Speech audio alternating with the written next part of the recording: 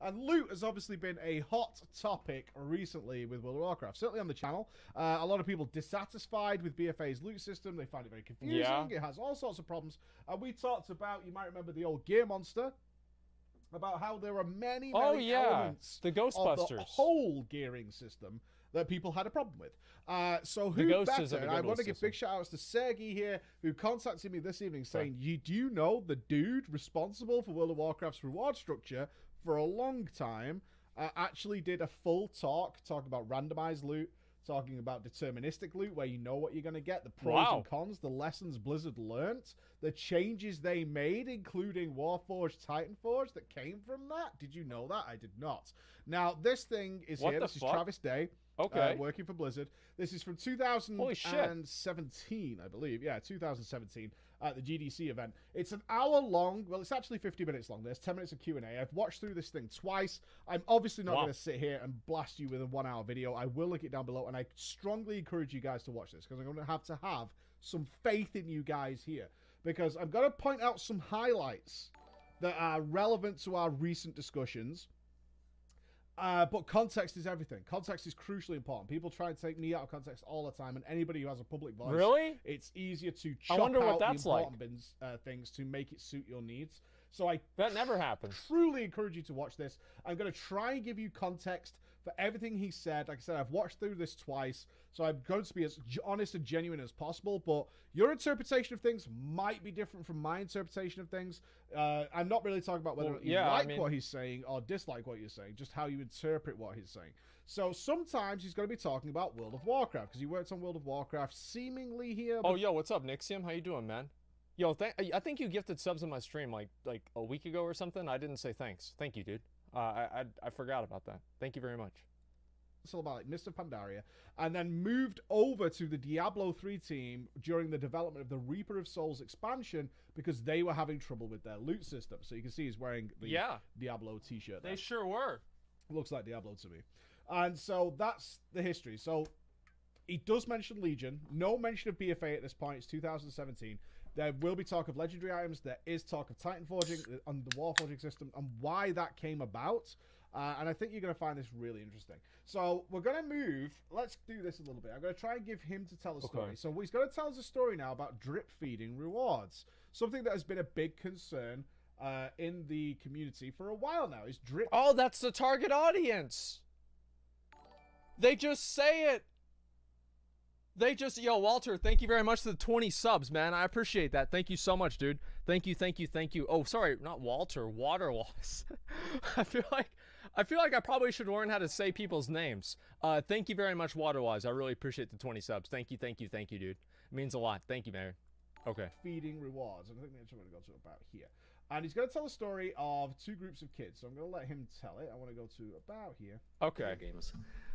So anytime I talk about the importance of maintaining rewards, I usually tell the story of the overjustification effect and the decades of research.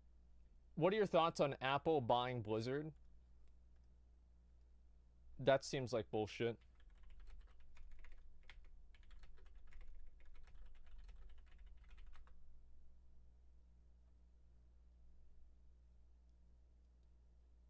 This is it? An analyst suggested that they should buy it? Like that this is... There's one analyst at JP Morgan that says this should happen? And all right. Research done on the topic. Generally, the story that I like to share is one of two small groups of children. Group one is set down at a table with crayons and told, we're going to pay you $0.25 for every picture you color us. Okay. Group two is also set down at a table with crayons and paper and said, feel free to draw. So the first group of children will continue coloring for far longer than the second group, but at any point that the payment stops, if you stop giving them $0.25 for the pictures, they'll stop coloring. This is similar to the effect we see in video games all the time, where players are usually carried through a game, whether through leveling or progression of some variety, and often once a player reaches a certain point, that reward mechanism disappears, whether it's you stop gaining experience or whatever carried you through the system stops moving you forward. Okay. Okay. So here's the thing. Is that's completely right. I mean, come on, guys. Like, it's like that. Alright. It's totally true, right? I mean, like, you plateau out on gear and then you stop playing the game. That's why I always said that leveling should be like the meta for like casual players, right? That's why it was good in vanilla and like BC and Wrath and shit, because people never hit 80, and so they just kept getting the rewards over and over and over. Travis Day is in Dalamar the Warrior. Shit. Okay. Pause. Sorry, I haven't done this in presentation Pause, mode. please. Spacebar. Okay, so what he's talking about here is it's a little ropey on this, because I did read up on this subject, because I hadn't heard of it referred to as the overjustification effect. But what he's talking about clearly, as you can hear there, is a group of people will play a game or do an activity, but if you keep rewarding them, they'll play for way, way longer than the first team, right? So you've got these two separate groups of people. One is just doing it for fun, for as long as they care about it. They're going to play for way less. So people don't play video games for fun. The guys who are being drip-fed rewards and keep getting rewarded for doing the thing, either that be experience or gear or whatever, they're going to keep playing for longer. However, they will immediately stop, pretty much, when they stop getting rewarded. So you have this kind of back and forth. What you might have is a group of people, and this is what's clearly in the literature here, is that maybe they're not actually having that much fun. They might be enjoying themselves a little bit, but not having as much fun as the guys who had the freedom to get up and leave if they wanted to, but they, you know, some people will stick around for a really long time. Thank you very much for the 5 subs, man. I appreciate that. Thank you. But they do like the reward. Thank you so much. As soon as the reward stops, they're absolutely not going to continue in any way, shape, or form. And if you want people, obviously, from a business perspective, to keep people playing, you need to keep rewarding them. Sounds very familiar, doesn't it? And this is not... That's true, but you need to have people make sure that they're having fun. Is because there's going to be points in that feedback loop where they're not getting fed. And you have to make sure that they're fat enough to get from point A to point B without starving and quitting. And that's what's going to happen. And that's where the fun comes in. So, like, it's true about the rewards, but rewards aren't everything. Something that I'm bashing Blizzard for, this is a very normal thing. It's an extremely normal thing that's applied absolutely everywhere. But it does make you understand why we have drip feed reward systems. So play a game, get rewards. Analogy in BFA's terms would be the emissary system, which, as your item level increases, that whole system just bumps itself up to keep spoon-feeding you that little bit more, to keep giving you the carrot on a stick, so to speak. And I want to say something that might be an unpopular opinion. I think the World Quest emissary rewards should scale up to 395 or maybe even 400 on specific cases. That way it gets more people doing World Quests. I think Blizzard has a problem pigeonholing people into doing the same stuff, okay? No, I know you guys are mad. But, like, if you're 415, for example, you're like a 415 raider, there's no reason for you to ever go back and do world quests. And I think that world quests are a good feature in the game, and I'd like to see them be relevant for longer. I know, I mean, like, yeah, maybe I'm wrong about this, but I like doing world quests right now because it scales all the way up to 385. You see so many people out there in the world doing them, and it makes it feel more alive. And I think giving people these rewards gets them out and doing shit, and that matters to me. You're the most flip-flop person ever. Okay, all right, this is it. All right, stop everything. Staus, S-T-A-U-S, wave. How have I flip-flopped?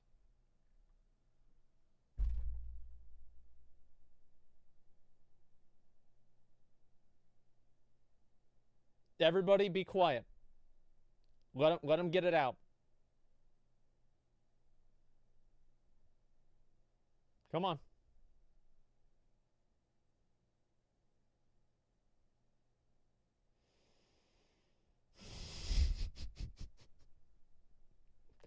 Can't fucking read what you guys are saying. No, I'm curious. Did he leave? Did he actually leave? There's no way he left.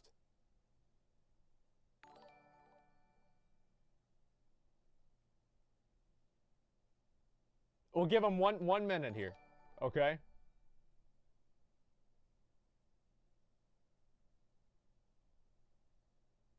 You know what? I'm going to read his logs right now. Just a minute. Let me go ahead. I'm gonna open up his logs.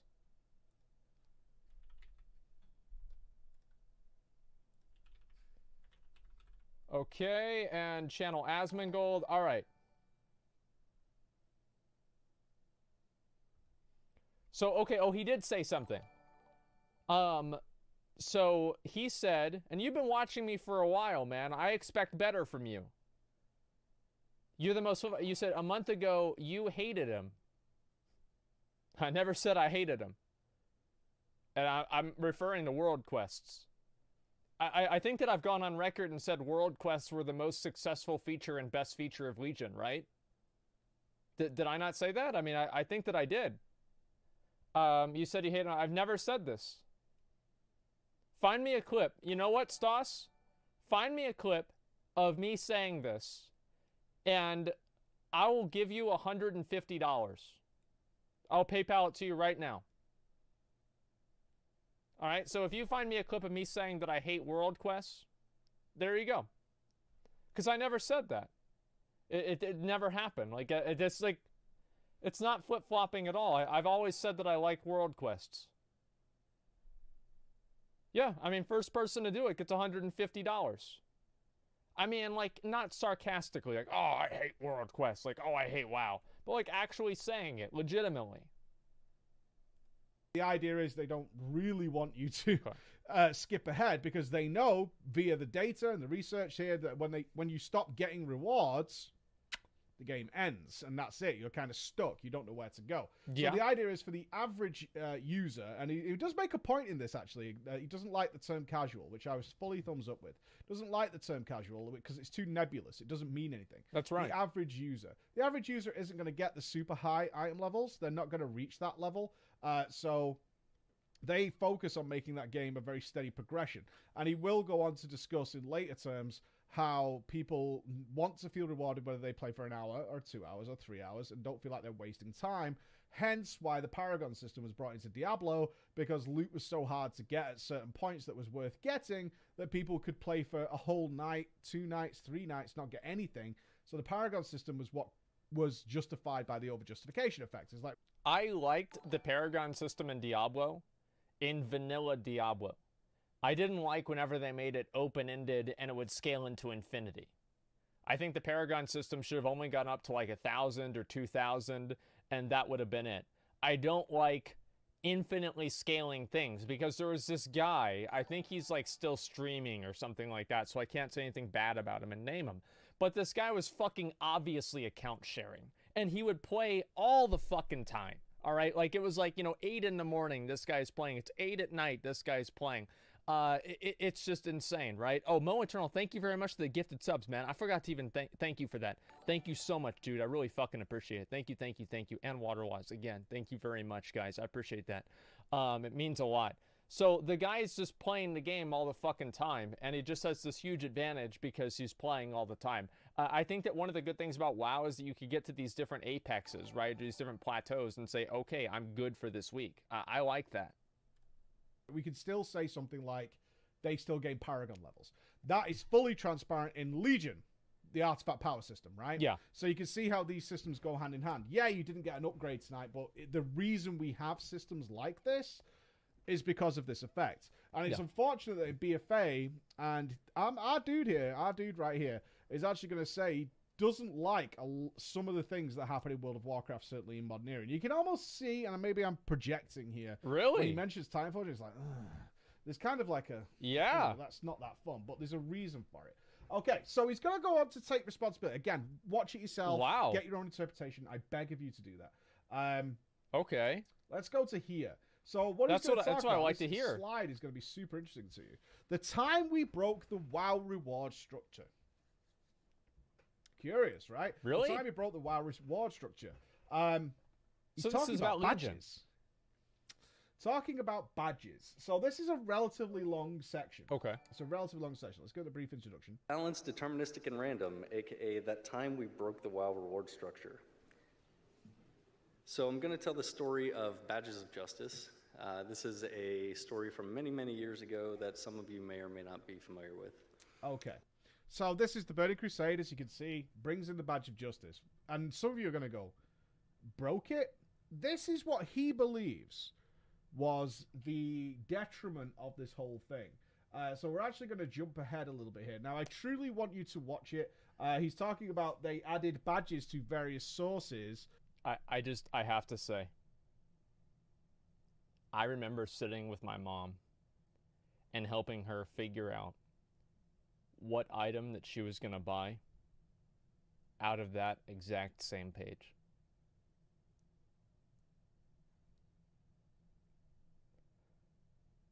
Oh, man. I loved Burning Crusade. I really did. You know, she helped me pay for my epic flying.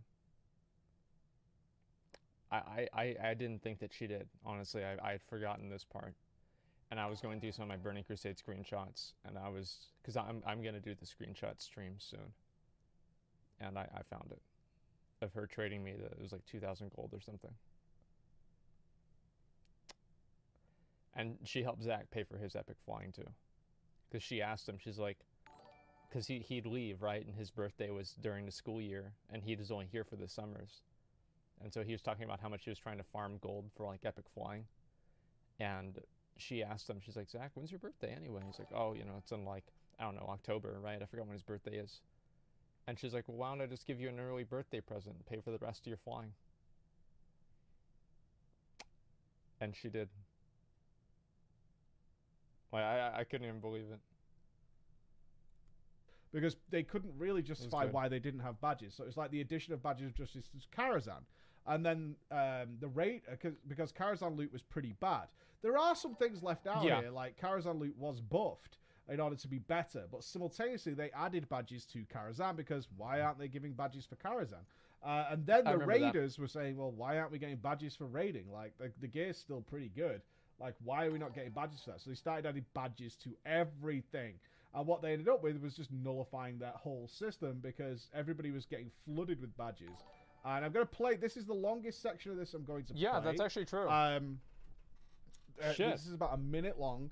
And it's the emblem system of World of Warcraft and how he believes that this was a disaster. Now, this will look very familiar to those of you who played. So this was so fucking stupid, dude. Like, if you didn't play WoW back then, here it is.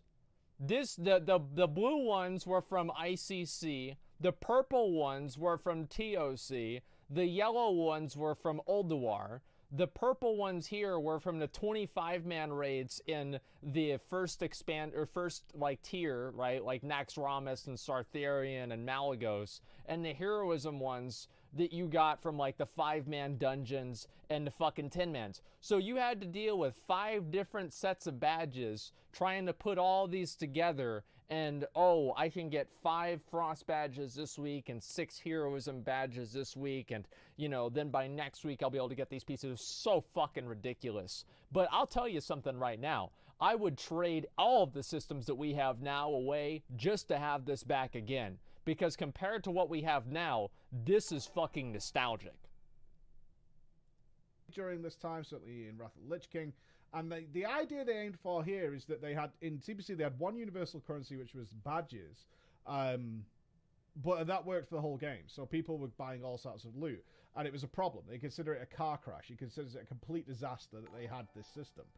In Wrath of the Lich King, the solution to that system, and this is a running theme, and I think it's the big theme of this video, is Blizzard coming up with solutions to problems, right? So they figured the badges are a problem. It doesn't matter whether you agree or not. Blizzard believed it. Or certainly Travis did. That the badges system was too complicated, it was too silly. And then they came up with a solution for that. The problem that doesn't get addressed here is that the initial source of the problem disappears, but the solution to that problem remains, right? So you've put a solution in place to a problem that no longer exists, and that means that the solution you put in place is counterintuitive to the issue itself. Yeah. So I'm going to play this Wow. Okay. Guys who used to work on this with us, and my thought was, what the hell were we thinking? So this is what badge system looked like during Wrath of the Lich King. There were ultimately 5 different types of badges with 5 different vendors associated with them. And if you could find a badge, you'd have to go to a city and look for like, all right, which of these vendors is the right vendor? And you could downgrade badges in case you... See, they don't have that anymore because people can't find the vendors. See, I don't know how did WoW work back then, because now you can't find the vendors. I'm confused. So how are people able to find 5 vendors back then and 0 vendors now? I think Ian's watched Idiocracy a few too many times. Or I guess he's just read the forums. You missed a set piece you really had to have. It was a train wreck. The whole thing was terrible. So we ended up with way more than we wanted, and ultimately, I don't know, I'm sorry. If you played through this, I'm sorry, it's my fault. I apologize. The whole thing was just a total phrasing, can't say. So, while we were working on all that, we kept getting feedback like, hey, these systems are better, you know, we fixed a lot of problems. Granted, this is 10 years ago us, and we were naive. But I remember Tom coming to me and saying, hey, I still haven't got my set piece, you know, it would be really cool if I could just buy that, because I've been trying to get it for 2 months. Why don't we just put the sets on the vendors too? Like, okay, we could put the sets on the vendors too. Why not? We've got 5 different tiers of badges. You know, most players are going to be in. So you can see the roll of the eyes there. So yeah. I believe he's talking about Tom Chilton, who hadn't got his tier set or whatever, and was like, I've been farming this for ages, and I haven't got it. Can we put it on a vendor? And this then leads personal this. bias. Image up for you here, because I think it summarizes it pretty well. Is the snowball effect, and this is where it all starts to collapse, because this is what happened. Right at the beginning, you had 2 pieces, and then I think they went to 3 pieces in like Old-the-War or something like that. And then in TOC, you were able to buy the entire set with Valor. And then I think in ICC, it was the same thing. So it got progressively more and more throughout the entire expansion. Remember, what's about to happen is he's going to describe that everything became pretty much vendor-based. So this would have been around Trial of the Crusader. That's when tier sets and stuff were just had a price tag to them, and they made loot feel like a paycheck. So you would literally be able to sit down and work out when you were going to get all your gear. Like, there was no way of getting it any faster. This is when I'm going to get it, and therefore we just played along those rails, and it took all the fun out of loot. I agree. It's one of the reasons I really hate Dragonwrath from the Firelands. If you were part of a guild that was acquiring Dragonwraths for your guild, everybody had a set date of winning, because it was all very deterministic on when it would arrive. It was not an exciting moment to get the legendary staff. Like, there's some excitement, sure, but what the fuck do you mean?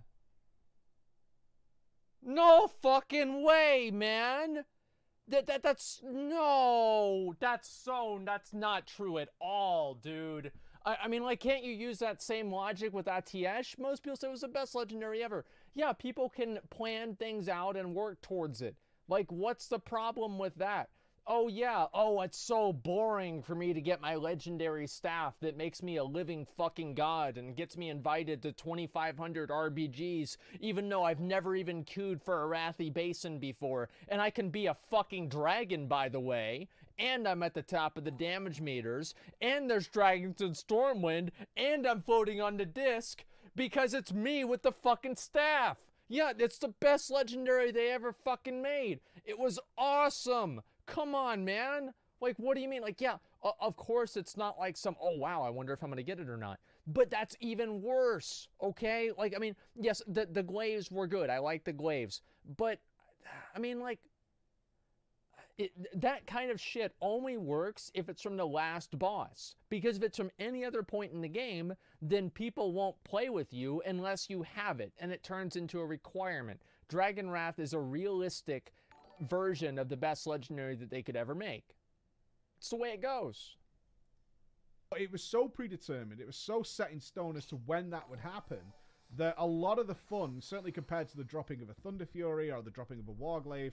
But Thunder Fury was a fucking quest line too. And you just had to get items for Thunder Fury. Like, I mean, you can use the same logic for that. I mean, that's a quest line too. I mean, like, yeah, obviously the Warglaive is different. Thunder Fury is slightly different, but it's basically just a quest line. You needed it to drop. Yeah. Well, just wasn't there because you were guaranteed to get it on like this date. This is the week I'll get it. I'll be a couple of shards or whatever either side, but it's gonna be here, and it won't be before. It won't. Okay. Some people disagree with me. Let's find some common ground here. I think they both should be in the game. I think the Dragon Wraths should be in the game, and the Wargrave should be in the game. I don't know why it has to be either or. I prefer the Dragon Wrath. Other people prefer the Thunder Fury. Why not both? Be after, and it makes loot really boring. And this is a solution where they started to randomize loot. I looked around and realized, okay, we've instead replaced sort of the heart of what it is to kill a boss and the excitement of link the loot with something that sort of felt like a paycheck. We've instead replaced the anticipation of seeing what items dropped and figuring out who gets them with the system of killing a boss, seeing +5 badges, and Thank going, you, Walter, sweet. Again. In 372 badges, I'll so have much. my set, I'll be done. Oh, shit, So thank you so much, Walter. let me look at my calendar. Awesome. Water. 3 months from now, I'll have everything I Water want. loss, thank you. Once we replaced that sense of anticipation with something that felt like a foregone conclusion, the players stopped being excited about killing the content or doing the raids they'd been doing. That seems instead familiar. felt like we were creating this really grindy system and sort of keeping everything back from them. Okay, so that probably resonates heavily with you with BFA in terms of the Azerite armor and the heavy grind system. And it is very strange because we're about to lose Travis. He's going to leave World of Warcraft soon and move over. But he does talk to the WoW developers quite a lot, and there's a lot of discussion about that. As you can see, we're only 16 minutes into the video. The issue here is, for me, as I'm listening to this being told, is this is a guy with a ton of experience who's learning a lot as he goes on. And is doing his best. And quite honestly and openly, this is why I really like this. Honestly and openly, says sometimes they were like, fuck it, let's give it a try. And, you know, let's see what happens. But what he is going to bring up here is a crucial, distinct difference between World of Warcraft and Diablo. And that is balance. I guess he didn't work on Legion. That is balance. So he's actually going to take us back to vanilla, and I want you to hear his discussion on this. So he does a reasonable talk on Diablo 3. Definitely is relevant to World of Warcraft, but again, I'm trying to point out the highlights. It is now. Here, every feature is in the game. You guys will immediately be like, I'm interested in this. So he's going to take us back to vanilla to the Ultra Flash Shadow Reflector. I had this. Was tremendous. Oh, yeah. Fear and stuff. These are like PvP videos. I think that my rogue still has this in his bank. But let's hear what he has to say about what was, and I still fondly remember, as a very cool item. Mo Eternal, thank you for 20 gifted subs, man. Long ago, thank you so much. Far away, Holy fuck, there were actually items that were so completely untunable that we didn't know what to do with them. This is a screenshot of an old engineering trinket. Some of you may or may not remember this. This would allow you to, on use, reflect a spell back at the caster. Okay, so the point is there, Blizzard didn't know what to do with these items. And in fact, he goes on to say that they were completely untunable. There was nothing we could do about it. So what was the problem with the Shadow Reflector? Well, his example is a little weak, I would say. Is that some bosses did shadow damage, and the Shadow Reflector could reflect that shadow damage and kill the boss. Which can be fixed in a number of different ways. Yeah. But the decision was made way back then, which feels now to me as a player like it was a crippling decision. Was that we have to just remove these items from the game, things like this, because they're just too hard to balance. For me, it's more a case... This is what happened in Mists of Pandaria, is you had every class that had some kind of a way to trivialize a fight, and then the outcome of this ideology and that logic that Blizzard used is WoD, where we lost a lot of our utility abilities, some rotational abilities, and just abilities that made your class feel like it's your class. So, it's like, oh, well, we're taking out the things that make the game interesting because that's hard to balance. Of make them more niche in where they go. Like, do I think that there should be items, for example, that can reflect, you know, a boss ability that kills the boss? No. And in fact, we saw that with Lady Sinestra, and Paragon realized they could put back due Rack. due to a DK's Dark Simulacrum, Yeah. they could reflect one of the major boss abilities, Yep. and Sinestro would essentially suicide, and they were like instantaneously killed themselves because like this isn't right. I Yeah. agree. That's not what it's about. What this is for is obviously for simple things like out in PvP, having fun reflecting a fear or a shadow bolt. Exactly. Something along those lines, or a shadow word pain even. That's why we used it as rogues, Yeah. is we could reflect the shadow word pain, meaning we could get back into stealth. Very good, skillful ability. Not even overpowered. A priest taking its own shadow word pain ain't that bad.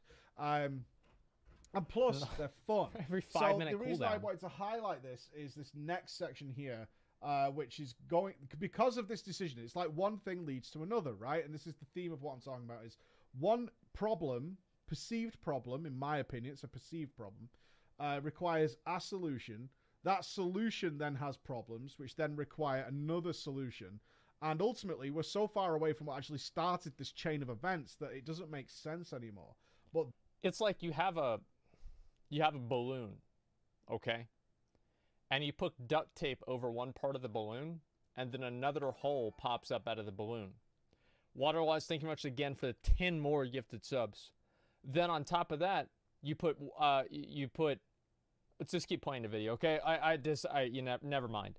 Thank you very much, Waterwise, for the 10 subs. I was thinking about doing that analogy, but I didn't think it was gonna work. this is definitely relevant. I realized that halfway through. Where are we? 2826 is this next one.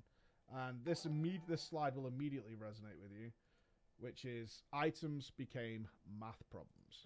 So when we got rid of scaling items, unfortunately, we ended up in a land where our items were just really complicated math problems.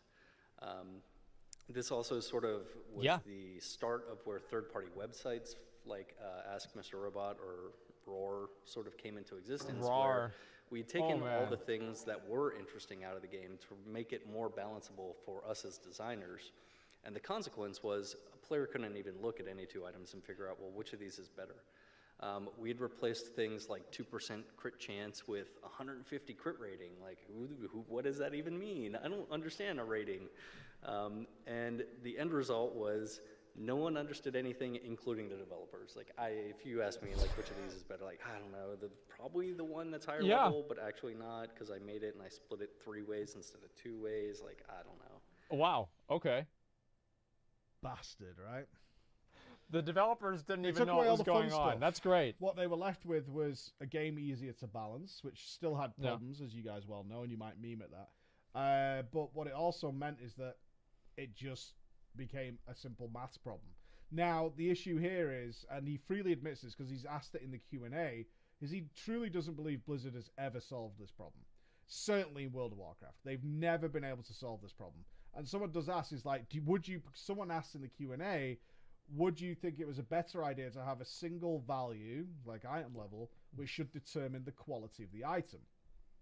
And he says no, because it should be about fun and things that are interesting. What's that? And gameplay changes. Now, you're going to go, gameplay changes? Like, that'd be fucking amazing. I agree with you, because this is the problem, that they've been unable to apply this to World of Warcraft. He did get to apply this in Diablo, leading to a lot of Reaper of Souls success. Now, some of you might meme at that, but Reaper of Souls was a big rejuvenation of Diablo 3. Reaper of Souls was pretty fucking good. The only problem about Reaper of Souls is the game nothing happened after Reaper of Souls came out. The new seasons never developed the game. There was no innovation that occurred beyond the release of the game. And if they continued innovating and making the game better and creating a formal end game to Reaper of Souls, then people would probably still play it. Because it would be amazing by now. It'd be like Path of Exile. You'd have like 8 different in-game features to do, tons of different builds to play, etc. A new season coming out. Okay, this is all the changes. Now, all they do is they just rebalance the tier sets every single season, and people are like, wow, I can't believe I can have fun again. It's just ridiculous. And a lot of people put that down to this stuff, so I'm going to skip that to it here. But it's interesting to me for sure that they were so aware of this problem way back then, and have been utterly unable to find a solution, that the game breaks, in their opinion. I don't think it does. I've got to be honest. I don't agree with this. I don't think it does break as much as they make out. Maybe there was other issues I wasn't aware of in vanilla because I was still a bit of a noob. But for me, it just doesn't really feel like it was worth the loss of fun items. No, the game can't be Diablo. Not every stat can be truly amazing and wonderful and interesting. That's not possible. But that does. They did this in Dragon Soul. They made all of the cool abilities, right? They had, like, Cunning of the Cruel. They had the Vial of fucking Deadly Shadows that had to get nerfed 500 times because it would one-shot people in PvP. It had Girth Talak, the tentacle weapon. You Blade Storm, 15 tentacles. Everybody's dead. You had the Raktharak. It had, like, this little dagger that would just, like, make everything die or whatever the fuck. They already did this in Dragon Soul, and people look back at that shit fondly. And yeah, it wasn't balanced perfectly, but it was fucking cool. And that's what matters. It's the same with Dragon Wrath. It wasn't balanced, but it was cool. It doesn't mean we have to lose all the RPG elements. It doesn't mean that we can't have some fun stuff. And Legendaries in Titanforge will come up here. So this is his thoughts. I wanted to share this because Travis agrees with me, I believe. I don't even know what that means. It's really easy to make things powerful because, well, numbers say so. But it's a lot more interesting when we could accomplish that same level of power increase in a way that would modify the player's gameplay in some way. Legendary a lot is. There it is. That's his true belief. His true belief is that it's not fun just because it does bazillion-ty damage. It's easy to do. I don't know about that. This has 1,000 crit on it. Hey. Right? It's not interesting. Some players will always find it interesting to do bazillion-ty damage. They'll think that's hilarious and super fun. And none of us really want that because we don't really want class imbalance because, of course, it's a big problem in BFA right now. Is class imbalance is all over the place. So it's a difficult one. And I understand where Blizzard is coming from here, but there's got... I want to say one thing right now, okay? I want to show you guys something. And this is, it's going to be a bit of an aside, so just be patient here.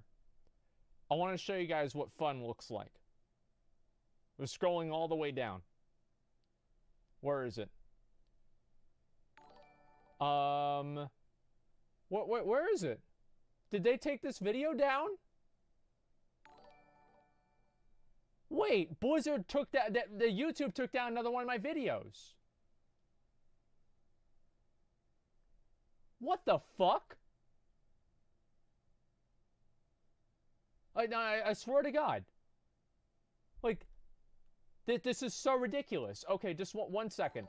Where do I look at my videos? Give me a minute here. I've got to open this up. I want to show you guys a video. What? No, it's not even now. Like, it says it's loading YouTube Studio. There's a video that I had. Let me see if I can find it. Okay, I'm scrolling down now. All right, so give me 1 second, guys. This is very important. Just so you know what we're looking for, it's me making a bunch of weird noises. Blocked. Fucking blocked. What a shit fucking... God damn it. Can I even watch the video? Okay, just a minute. Let me see if I can find it. It was in on Nixia's Lair. I remember that very clearly. Is it here? Wait, maybe it's not. Did I just waste everybody's time? I think I did. I'm not seeing it here.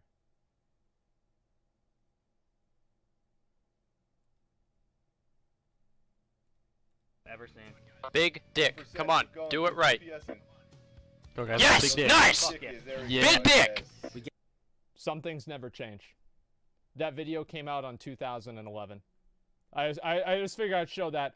There was a point where, like, I was whirlwinding a bunch of, like, I did on Nixia and I had the proc, right? And that's just why I had to show, but it's too far gone now. I don't know where it is. There'll be some leeway somewhere to find, but they haven't been able to find it for years, so maybe not.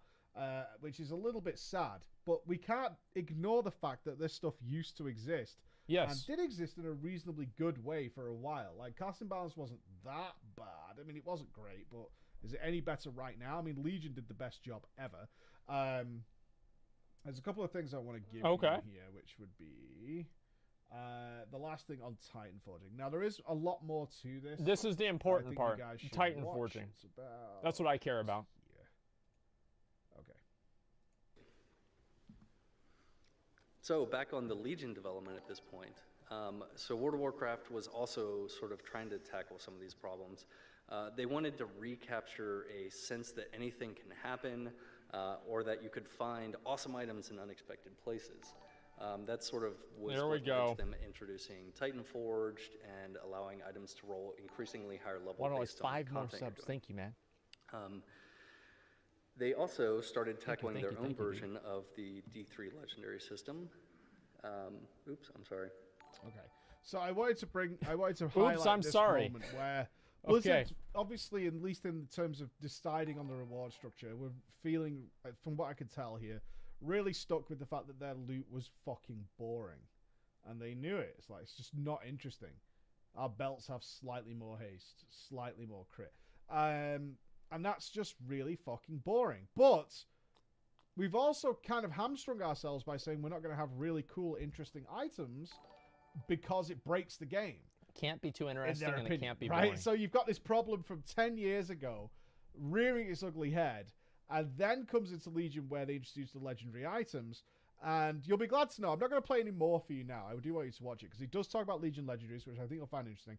But what you will find is that he's not working at WoW at this time. They are communicating. And his feedback was that legendary acquisition was terrible.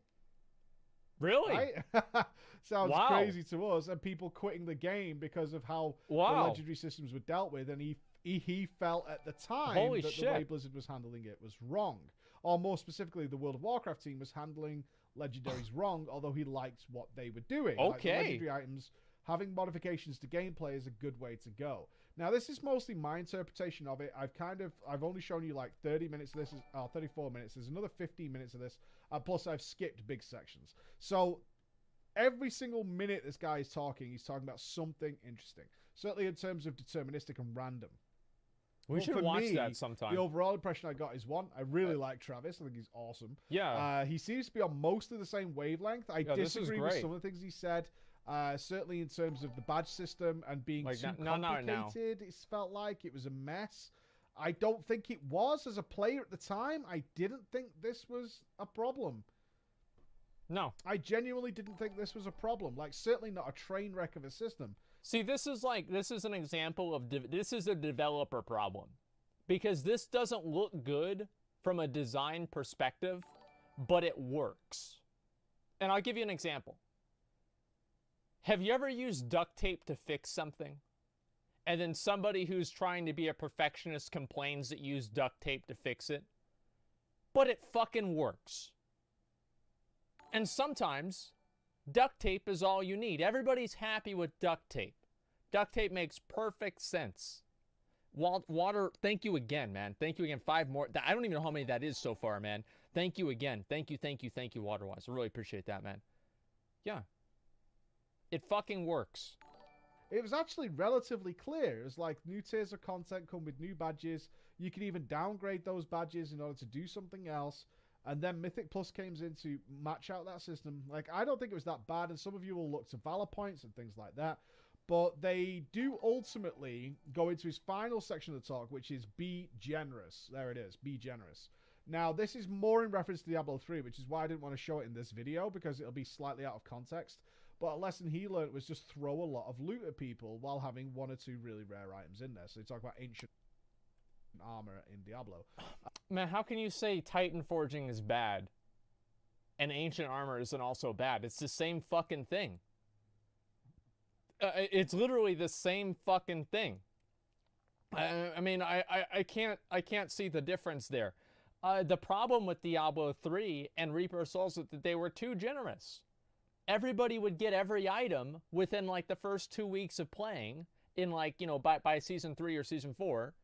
And all you would do is just farm repeat items and you would just be fucking bored. So I can't see how that's a good idea. Because people liked getting loot. But one thing he specifically mentions, and again, it's about Diablo, so I didn't want to really put it in and say this is like No, not that one, WoW Jojo. content, because it's not. But what they did find is this. When they quadrupled the amount of loot that was dropping in Reaper of Souls. They quadrupled it, so people were just getting shitloads of loot, which only really affected the high-end players in terms of them getting too much loot. The average user, which is what it says, like the casual player, was getting a good amount of items that they were okay with. Hardcore players were getting more than they were okay with, but there's so few of them in comparative to most of the player base. Then why were they quitting? But the feedback was this, and he specifically goes out to say, you can't fix this problem. There's always a problem. Always. And they stopped getting feedback about can't find cool items because loot was dropping 4 times more than normal. People were loving it. Shinies all over the screen. Really cool.